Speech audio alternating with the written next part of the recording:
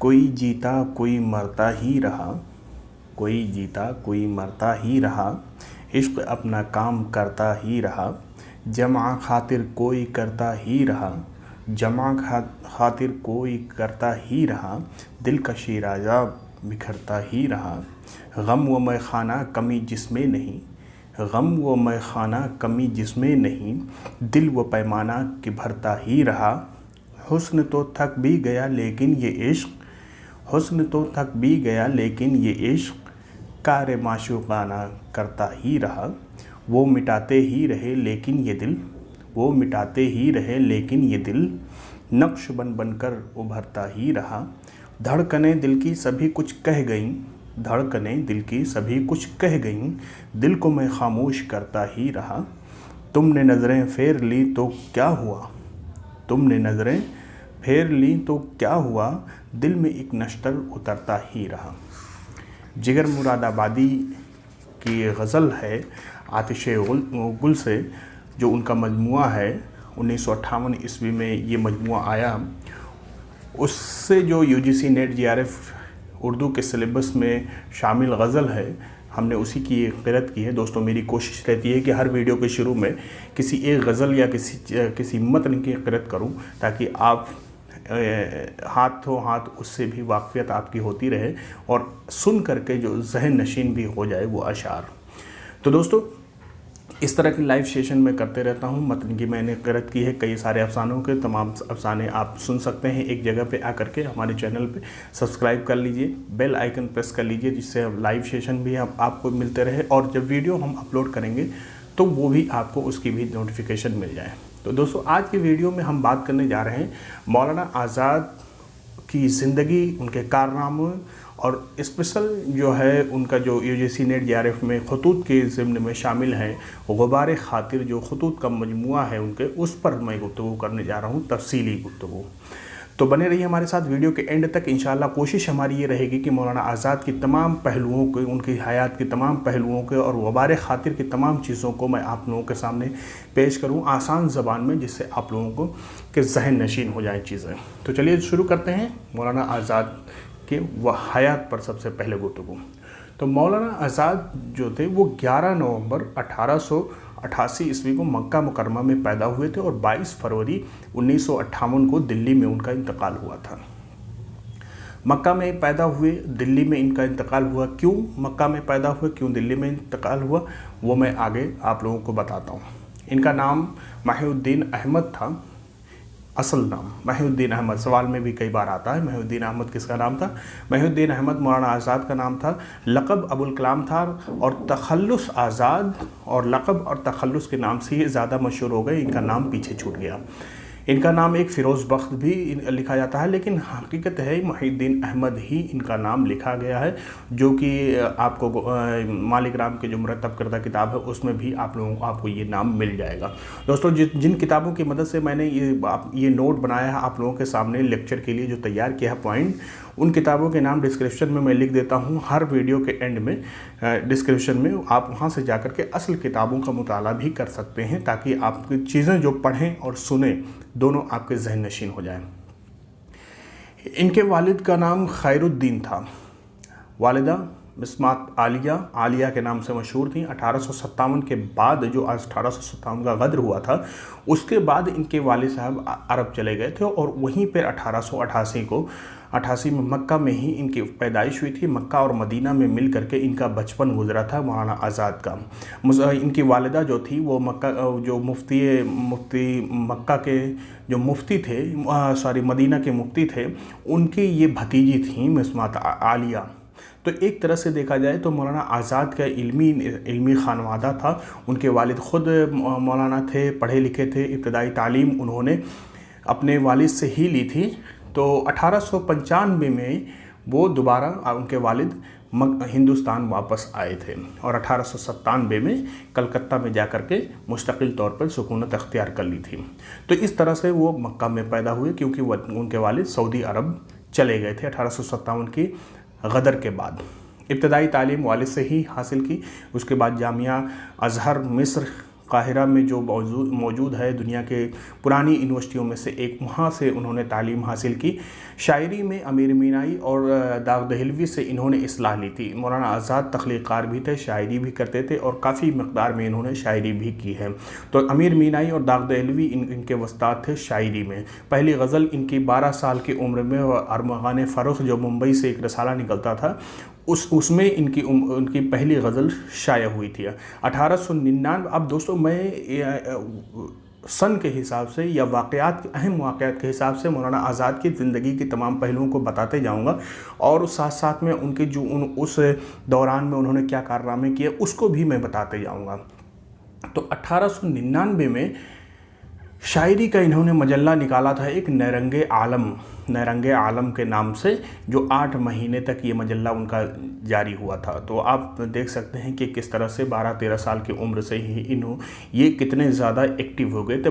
बला का जहन इनको दिया था। शिबली नौमानी से जब इनका ये मुलाकात हुआ और मौलाना हाली से इंतकाल हुआ, इंतकाल हमारे दिमाग पे चढ़ी हुई बातें, क्योंकि बहुत सारी चीज़ें को मैं पढ़ रहा था और इनके इंतकाल के वाक़यात को भी मैं देख रहा था और किस तरह से वहाँ पे इंडिया विंस फ्रीडम को लिखने के लिए उनके वो इंतकाल के वक्त की बातें को तो अभी ताज़ा चूँकि मुताला है। तो बहरहाल शिबली और हाली से जब इनकी मुलाकात होती है तो उन दोनों ने इनकी इल्मी लियाकत को उसी वक्त पहचान लिया था और ये कहा भी था शिबली नौमानी ने कि ये लड़का बहुत मतलब बड़ा कारनामा कर गुजरेगा, और वहीं पे उन्होंने पेशिनगोई की थी। और 12, 14, 15 साल, 16 साल की उम्र में उन्होंने अपने रिसाला अन-नदवा की इदारत भी इनकी ज़िम्मेदारी सौंप दी थी। तो बहरहाल इब्तदा से ही मौलाना आज़ाद बहुत बला के ज़हीन थे और ज़बरदस्त उनका जहन था और इल्मी लियाकत बहुत ज़्यादा थी और उम्र से कहीं आगे बढ़ कर के चीज़ें दिखती थी। तो 1899 में उन्होंने पहला रिसाला नरंगे आलम जो मजल्ला उन्होंने जारी किया था वो 8 महीने जारी रहा था। 1900 में जब ये नरंगे आलम बंद हुआ तो 1900 में उन्होंने अल-मिसबाह के नाम से रिसाला जारी किया जो 4 महीने तक जारी रहा। उसके बाद में 1900 से लेकर के 1902 में मुंशी नौबत राय का मशहूर रिसाला जो खदंग नज़र है उसकी इदारत मुंशी नौबत राय ने इनको ज़िम्मेदारी दे दी थी, इनके ज़िम्मे सौंप दिया था। तो 1900 से लेकर के 1902 तक इन्होंने रिसाला खदंग नज़र की इदारत इन्होंने संभाली थी। 1903 में ऐलानुल हक नामी किताब इनकी पहली किताब ऐलानुल हक के नाम से आई थी। 20 सितंबर 1903 में लिसानुस सिद्क़ इन्होंने रिसाला जारी किया था और ये रिसाला 1905 मई 1905 तक ये जारी रहा। तो 1903 से लेकर के 1905 तक लिसानुस सिद्क़, तो तीसरा रिसाला एक तरह से देखा जाए तो इन्होंने ये जारी किया। 1905 में शिबली से मुलाकात हुई और वहीं पर वो मुतासिर हुए काफ़ी, और उनका जो अन-नदवा रिसाला था अरबी में था उसकी इदारत इन्होंने 1906 तक की थी। 1905 से यानी 1 साल तक इन्होंने उसकी इदारत की थी। 1904 में हाली से मौलाना वहीदुद्दीन सलीम पानीपती जिनका जो मशहूर इंशाइया है मुझे मेरे दोस्तों से बचाओ, ये उनसे मुलाकात करते हैं अंजुमन हिमायत इस्लाम के दौरान, जो एक जलसे के दौरान मौलाना हाली और वहीदुद्दीन सलीम पानीपती से इनकी मुलाकात होती है। तो ये अहम वाक़यात हैं मौलाना शिबली और हाली। 5 में शिबली से मुलाकात हुआ और 4 में हाली से मुलाकात इनकी हुई।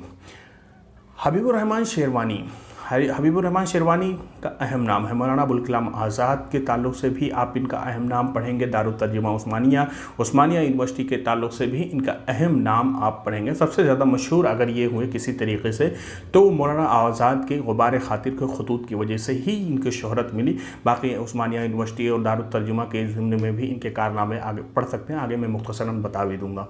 1906 में इनकी मुलाकात हबीबुर रहमान शेरवानी से हुई थी और उसी साल मुस्लिम लीग ढाका के इजलास में इन्होंने शिरकत भी की थी मौलाना अबुल कलाम आज़ाद ने, यानी 1906 में। 1907 में इनकी शादी हुई थी, जुलेखा बेगम उनका नाम था। 1943 में इनका इंतकाल हुआ, आगे मैं उसका वाक़या भी बताऊंगा। 13 जुलाई 1912 में इन्होंने अपना मशहूर रिसाला अल हिलाल कलकत्ता से जारी किया था। 18 नवंबर 1914 में वो चूँकि 10,000 उसको गवर्नमेंट की तरफ से एक वसूली की जा रही थी, जिसको ना भरने के पादाश में ये जो एक्ट था उसकी पादाश में इनका ये रसाला बंद करना पड़ा। यानी गवर्नमेंट मनी ना सिक्योरिटी डिपॉजिट जो होता था वो ना जमा करने की वजह से बहरहाल अंग्रेज़ों की एक कोशिश थी, 3000 था उसको 10,000 के तौर पे जब वो डिमांड किए तो नहीं ये भर पाए, तो अल हिलाल वहाँ से 1914 में इन्होंने 18 नवंबर को बंद कर दिया, ठीक है, कि हम नहीं भरेंगे और इसको जारी भी नहीं रखेंगे। ये अल हिलाल पहला ऐसा उर्दू का रसाला था जो बाकायदा तस्वीरों के साथ शाये होता और बहुत ज़बरदस्त 40,000 के करीब इसकी कॉपी छपती थी, तो बहुत ज़्यादा मशहूर हो गया था। और पानियर जो अंग्रेज़ी रसाला था, अंग्रेज़ी रसाले ने पानियर ने इसी अल हिलाल को के ख़तरे को भांपते हुए अंग्रेज़ों को बताया था। पानियर रसाले ने अंग्रेज़ों के, पानियर जिसका नाम था, ठीक है, ये आप लोग याद रखिएगा कि जो मौलाना अबुल कलाम आज़ाद की जो एक मंशा था आज़ादी को लेकर के अंग्रेज़ों के ख़िलाफ़, वो पानियर रसाले ने ही बताया था। तो 1914 में उनका ये रसाला बंद हो गया। 1927 में दोबारा अल हिलाल को जारी किया था इन्होंने, 7 महीने ये जारी रहा था। 1927 में ये बंद हो गया था। जून 27 में इन्होंने जारी किया था दोबारा, और 7 महीने के बाद उन्होंने इनका ये रसाला हमेशा के लिए 1927 में बंद हो गया था। अल-बलाग जब अल हिलाल 1914 में बंद हुआ तो उन्होंने दूसरा अपना रसाला अल-बलाग के नाम से जारी किया 12 नवंबर 1915 को। 1914 के बाद ये 1915 में अल-बलाग जारी हुआ और 3 अप्रैल 1916 को तक ये जारी रहा, उसके बाद में बंद हो गया। अब ये मौलवी फजलुद्दीन जो थे, इनका जो नाम आता है ये इनके ख़ास दोस्तों में से थे। यही जो है ये नाशिर थे और इनका मकतबा था, वही अल-बलाग और हिलाल, यही दोनों इन्होंने ही जारी किया, मतलब नशर करते थे, छापते थे और उसको डिस्ट्रीब्यूट भी करते थे मौलवी फजलुद्दीन, और इन्होंने ही इन्हीं से तज़किरा भी लिखवाया था। आगे चल के मैं बताता हूँ। मार्च 1916 जब इनका ये बंद हो गया रसाला, ठीक है, उस अप्रैल तक बंद हुआ था। मार्च 1916 में ही इनको मुंबई जो उस वक्त जंग अज़ीम चल रही थी और इस तरह से इनका अंग्रेज़ों ने देखा, मुंबई हुकूमत जो थी अंग्रेज़ों की, उन्होंने इस पर मुंबई जाने से रोक लगा दी थी और रांची में इनको मार्च 1916 में नज़रबंद कर दिया था। 1920 ईस्वी तक ये नज़रबंद रहे थे, 1916 से 1920 ईस्वी तक। और उसी दौरान नज़रबंदी के दौरान ही फजलुद्दीन के कहने की वजह से उन्होंने अपनी खुदनविश्त लिखी थी तज़किरा के नाम से। तो तज़किरा के नाम से इनकी खुदनविश्त है जो मई से अक्टूबर के 1916 के बीच में इन्होंने लिखा। 1921 में कलकत्ता से हफ्तावारी पैगाम इन्होंने जारी किया था।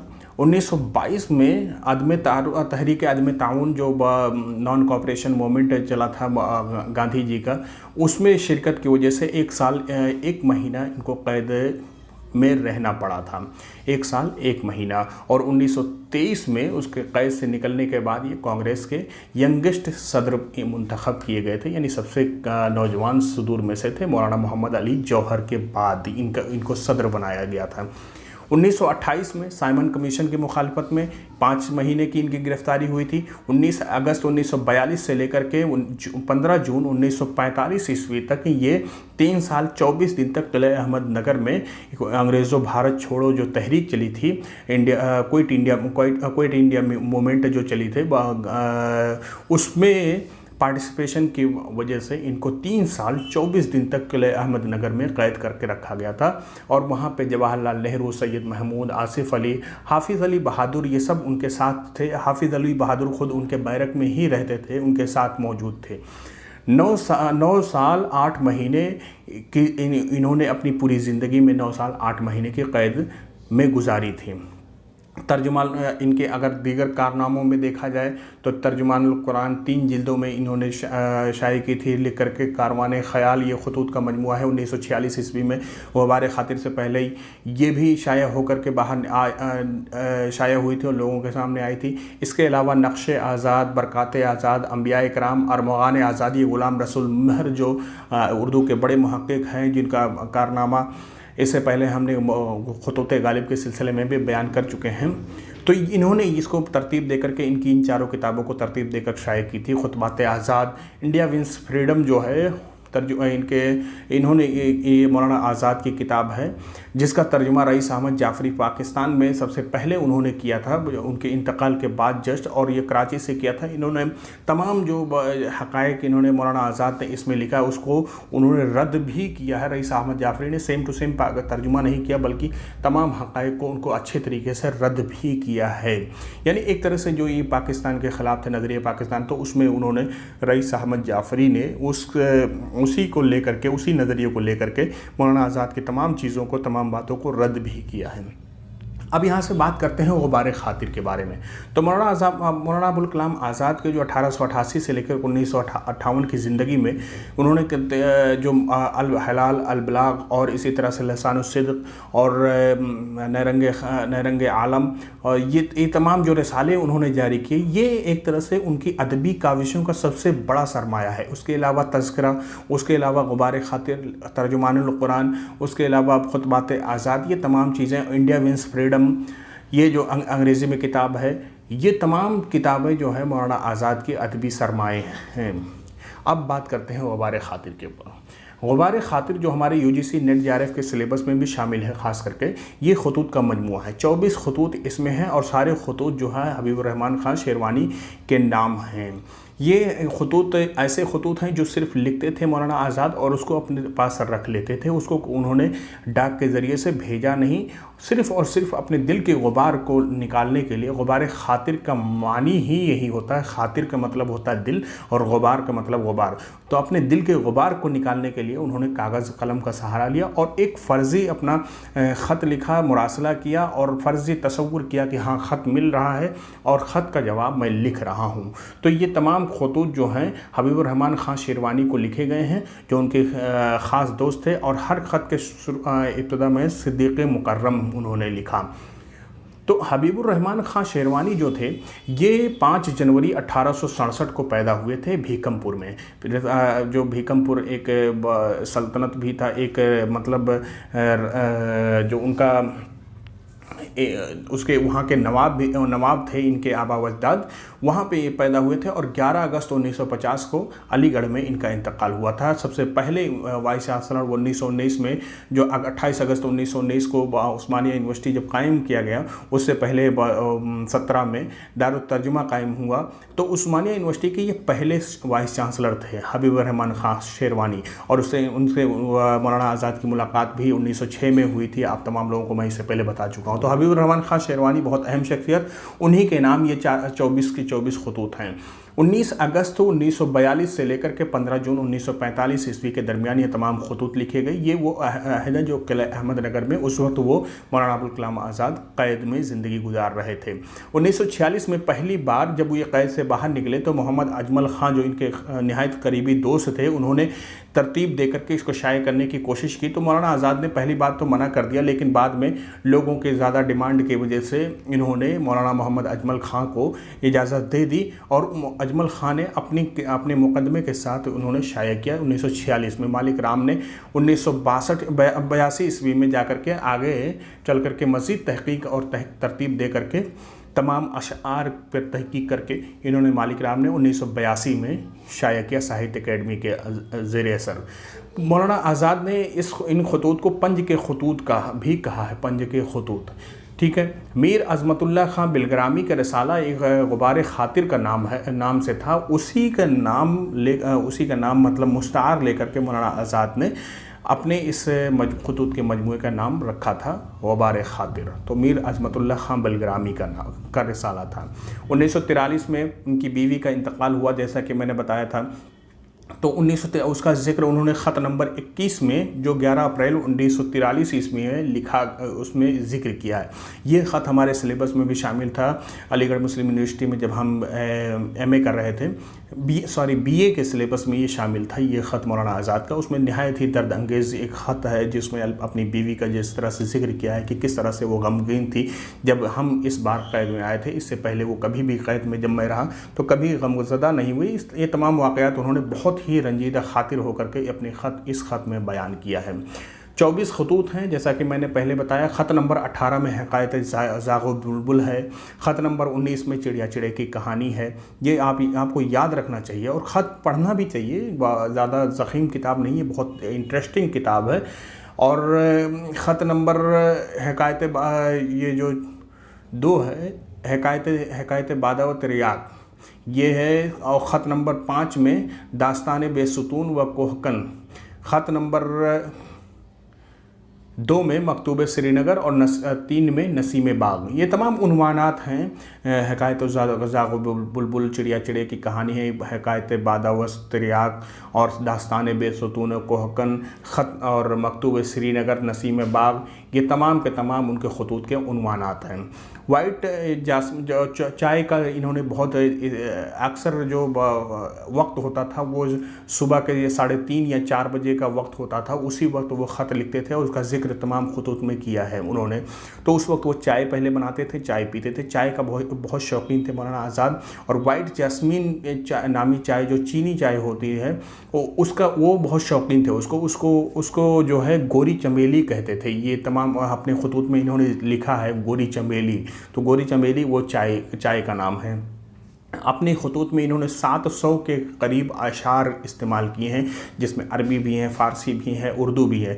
उर्दू और फ़ारसी के ज़्यादातर अशार जो हैं वो मिर्ज़ा गालिब के हैं। उनके ख़ुद अपने अशार भी हैं, फ़ारसी के अशार हैं, मुतनब्बी के हैं, और इसी तरह से दूसरे मशहूर अरबी शोरा के अशार को इन्होंने अपने खतूत में इस्तेमाल किया।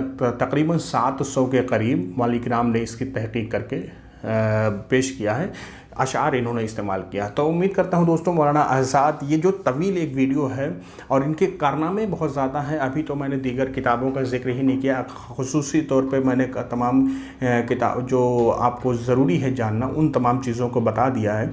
आप मज़ीद पढ़ने के लिए मालिक राम के मुरतब करदा गवार खातिर भी पढ़ सकते हैं, और तमाम जो किताबें हैं मौलाना अबुल कलाम आज़ाद को लेकर के, उनका नाम मैं डिस्क्रिप्शन में लिख दूँगा, आप वहाँ से जा कर के पढ़ सकते हैं। तो उम्मीद करता हूँ दोस्तों वीडियो पसंद आया होगा तो वीडियो शेयर करें, लाइक करें, कमेंट करके ज़रूर बताएं, हमें खुशी